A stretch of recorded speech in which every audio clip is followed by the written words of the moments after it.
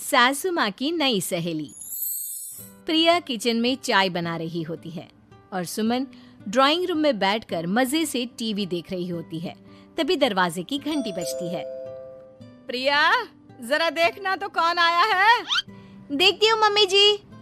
प्रिया दरवाजा खोलती है तो सामने पड़ोस वाली विमला आंटी खड़ी होती है।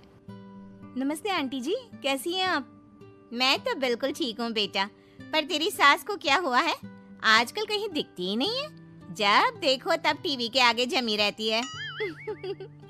अंदर तो आइए आंटी। अरे ओ दीपक की अम्मा, कहाँ हो?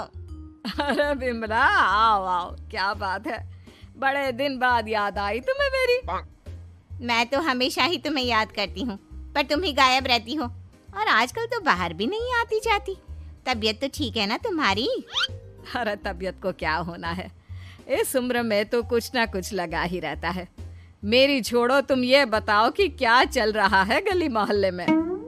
तुम गली मोहल्ले की छोड़ो, चल तो तुम्हारे पड़ोस में रहा है। तुम्हारी नई सहेली आई है। मेरी कौन सी नई सहेली?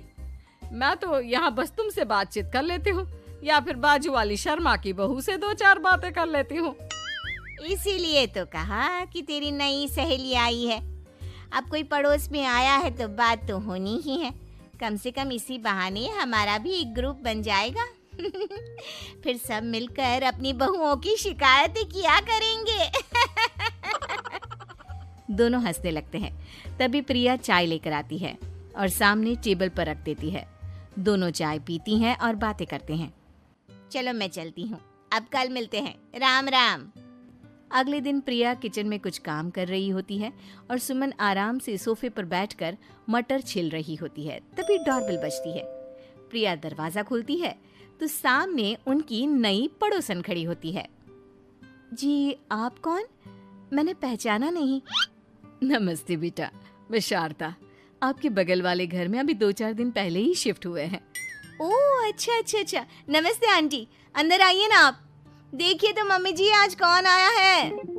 इतना कहकर प्रिया किचन में चाय बनाने चली जाती है। नई पड़ोसन को घर पे देखकर सुमन थोड़ा हैरान हो जाती है। नमस्ते बहन जी, मैं शारदा, आपकी नई पड़ोसन। अच्छा, आप हैं हमारी नई पड़ोसन। आइए आइए, और बताइए कैसी हैं आप? जी बिल्कुल ठीक हूँ। वो दरअसल घर पर छोटी सी पूजा रखवाई थी, बस उसी का प्रसाद देने चली आई। सोचा इसी बहाने नए पड़ोसियों से भी मुलाकात हो जाएगी। ये तो बहुत अच्छा सोचा आपने। सुमन प्रिया को आवाज लगाती है। अरे ओ बहू, जरा चाय पानी का तो आके पूछ लो। ये आजकल की बहुएं भी ना, जब तक बोलो नहीं तब तक कुछ नहीं करेंगी। आई मम्मी जी। प्रिया चाय लेकर आती है। दोनों बैठकर चाय पीती हैं और खूब सारी बातें करती हैं। अच्छा बहन जी, अब मैं चलती हूँ, फिर मिलते हैं। अब तो आना जाना लगा ही रहेगा। शारदा के जाने के बाद प्रिया किचन से बाहर आती है। क्या बात है मम्मी जी, आप दोनों को देखकर तो लगा ही नहीं कि पहली बार मिल रही हो। आप दोनों तो बिल्कुल बिछड़ी हुई सहेलियों की तरह बातें कर रही थी। अरे जब दो औरतें मिल जाती है ना, तो बातें अपने आप ही निकल आती है। अब तू अपने काम पर ध्यान दे, बातों पे नहीं। ऐसे ही कुछ दिन बीत जाते हैं। अब सुमन और शारदा अच्छी सहेलियां बन गई होती हैं। दोनों एक साथ मंदिर जाती, मार्केट जाती और कभी कभी तो विमला भी इनके साथ मिलकर खूब हंसी ठिठोली करती।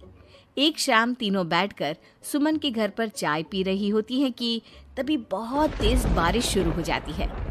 सुमन जोर से प्रिया को आवाज लगाती है। प्रिया, ओ प्रिया, देख कितनी तेज बारिश हो रही है। जाके छत से सारे कपड़े ले आ, नहीं तो सब भीग जाएंगे। सुमन 2 बार आवाज लगाती है लेकिन प्रिया का कोई जवाब नहीं आता। शायद प्रिया कुछ काम कर रही है, इसीलिए कुछ जवाब नहीं दे रही। अरे काहे का काम, आराम फरमा रही होगी महारानी।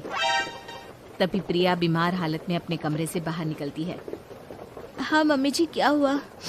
मेरी तबीयत थोड़ी ठीक नहीं है ना, इसलिए आग लग गई। अरे सारे कपड़े भीग गए और तुझे सोने से फुर्सत नहीं है। सबके सामने सुमन के मुंह से ऐसी बातें सुनकर प्रिया उदास हो जाती है और छत से कपड़े उतारने चली जाती है। सुमन, ये क्या बात हुई? प्रिया ने बताया ना कि उसकी तबीयत ठीक नहीं, इसलिए उसकी आंख लग गई। तुम भी ना खामखा उसे सबके सामने सुना दिया। अरे आप नहीं जानती शारदा जी, कुछ बहुएं ना बहुत आलसी होती है, घर का एक काम नहीं करना चाहती। ऐसा नहीं है सुमन, तुम्हारी बहू तो बहुत प्यारी है, तुम्हारी सारी बात भी तो मानती है। हाँ सुमन, तुम प्रिया के बारे में ऐसा क्यों सोचती हो? मेरी भी दो बहुएं हैं, लेकिन मैं उन्हें अपनी बेटियों की तरह रखती हूँ। आखिर वो भी तो किसी की बेटियां ही है ना। और अगर तुम ऐसा ही व्यवहार करोगी तो एक दिन प्रिया भी तुम्हारे साथ ऐसा ही बर्ताव करेगी। शारदा और विमला की बातें सुनकर सुमन की तो बोलती बंद हो जाती है। वहीं प्रिया भी बाहर से सारी बातें सुन रही होती है। अरे मैं कोई उसकी दुश्मन थोड़ी ना हूँ, मैं भी उसकी माँ हूँ, लेकिन कभी कभी सास बनना पड़ता है, नहीं तो बहुएं हाथ से निकल जाती है। देखो सुमन, ये सब सोच का फर्क है। अगर तुम ये सोचोगी तो कभी प्रिया को अपनी बेटी नहीं बना पाओगी। इतना कहकर शारदा और विमला वहां से चली जाती हैं और सुमन अकेले बैठकर उनकी बातें सोचने लगती है। अगले दिन प्रिया और दीपक अपने कमरे में बैठकर बात कर रहे होते हैं और सुमन उनके कमरे के बाहर कुछ काम कर रही होती है और उन दोनों की बातें सुन लेती है। दीपक, तुम्हें पता है हमारे पड़ोस में जो शारदा आंटी है ना, बहुत अच्छी हैं। अच्छा, ऐसा क्या हो गया जो तुम्हें वो इतनी अच्छी लगने लग गई? कुछ खास नहीं, बस कल जब मम्मी जी मुझे सबके सामने सुना रही थी तो शारदा आंटी ने मेरा साथ दिया। मैं तो सच में हैरान ही रह गई थी जब उन्होंने मम्मी जी को मुझसे ऐसा बर्ताव करने के लिए मना किया। अच्छा, फिर क्या हुआ? होना क्या था, शारदा आंटी तो मम्मी जी को समझा ही रही थी कि बहू को भी बेटी की तरह ही रखना चाहिए, लेकिन मम्मी जी तो मम्मी जी है ना, उन्हें तो मुझ में हमेशा कमी ही दिखती है।